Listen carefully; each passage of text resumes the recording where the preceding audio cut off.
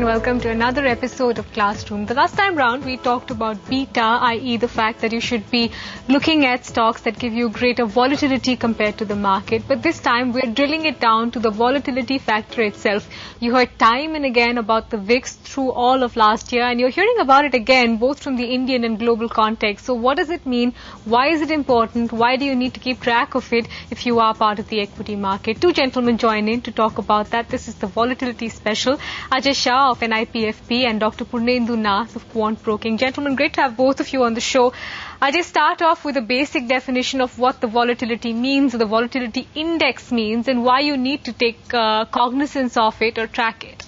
We measure volatility as the average squared fluctuation of stock price, and what the implied volatility measures is the value of the volatility that market participants must be putting into their calculations when they figure out the option price. Okay, so this is a little subtle, so let me just run through it once again.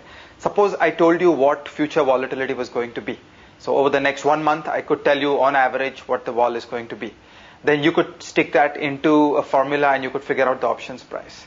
Now, we don't know what the volatility is going to be next month, but we do see the options price.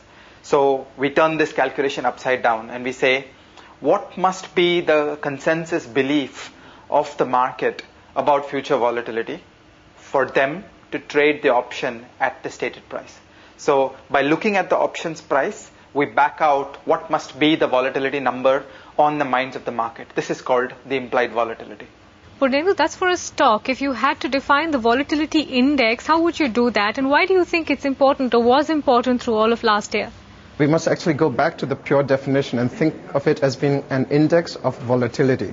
So if you think about investors in general as an aggregate being risk averse, i.e. for any given level of return, what they prefer is to have a lower level of risk, right? So you might have the occasional market participant who's a risk seeker, so he actually goes out looking for risk. But in general, in aggregate, we can think of the market as being risk averse.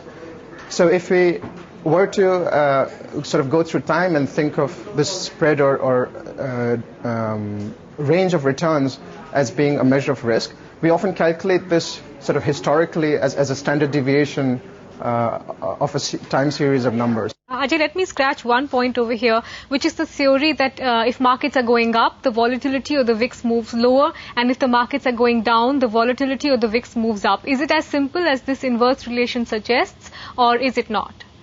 Absolutely not. That is incompatible with the definition of volatility. Volatility means uncertainty. Uncertainty could be in either direction. So if you say that the market is highly volatile, it means there is a good chance you could get a very large positive return. There's a good chance you could get a very large negative return. There's no directionality there. That's a great point, Ajay, because I think the context really sits on the Indian shoulders, where the Indian market has been moving up for the past, say, 6 weeks, and volatility, the Indian volatility measure as well has.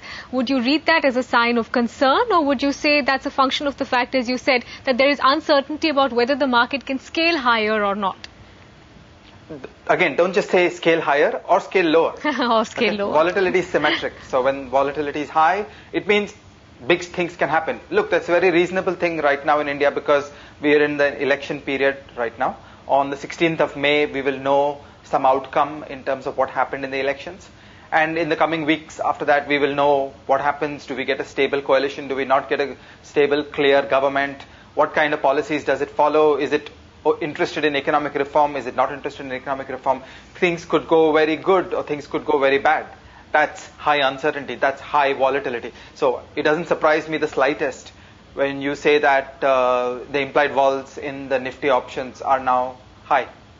Okay, gentlemen, stay on. We need to take a quick break. When we come back, we're going to scratch all those points that we raised earlier about what happened through last year on the CBOE VIX, what the internals of the Indian volatility measure suggest, and also whether the volatility index can be stretched to make any other correlation with internals of the market. All that is coming up as we slip into a break.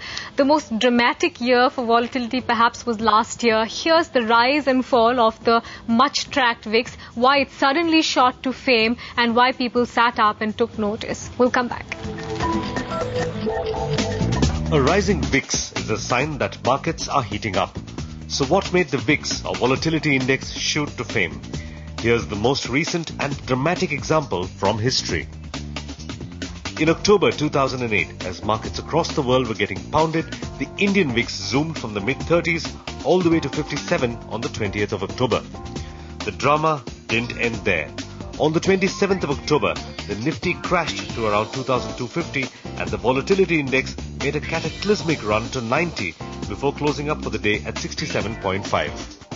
The VIX remained uncomfortably high for a long time after and began its descent only on the 12th of March 2009 when it slipped below 40.